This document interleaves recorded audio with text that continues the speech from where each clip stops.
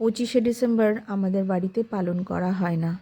তার কারণ হচ্ছে কর্তাবাবুর দাদু এই দিন মারা গিয়েছিলেন।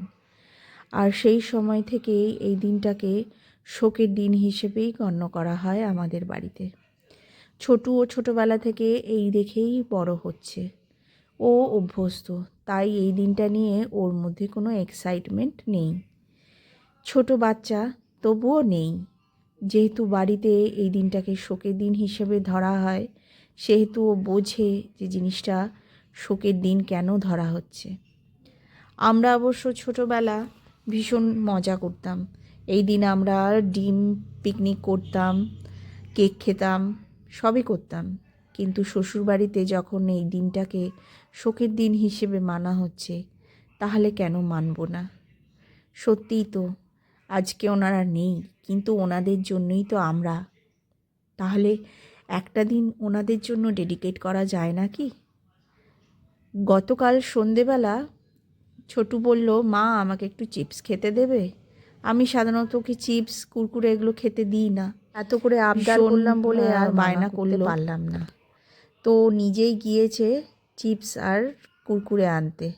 নিজের পকেট মানি থেকে চিপস আর কুরকুরে নিয়ে এসেছে, নিজের জন্য কুরকুরে আর আমার জন্য চিপস।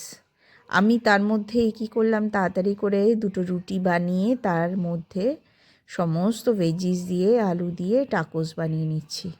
রাতের ডিনারে বেশ ভালো লাগে এরকম টাকোস খেতে, গরম গরম। আর ঠান্ডাও তো পড়েছে প্রচণ্ড, ভাত ছাত আর খাওয়া যায় না, ভীষণ কষ্ট হয় ভাত খেলে, আরও বেশি ঠান্ডা লাগে। এই রকম রোলের মতো না করে টাকোসগুলো খেতে বেশ পছন্দ আমার আর ছোটুর।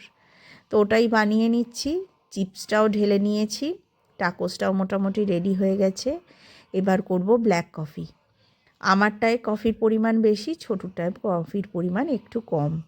ওকে একটুখানি চকলেট সিরাপ হালকা করে দিয়েছি কফির জায়গায়। আর গরম গরম কফি নিয়ে বসে পড়ব খেতে।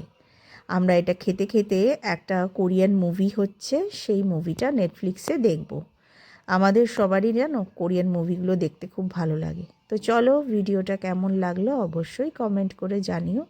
ভালো লাগলে একটা ছোট্ট করে লাইক করো। আপাতত এইটুকুই, দেখা হচ্ছে নেক্সট ব্লগে। টাটা।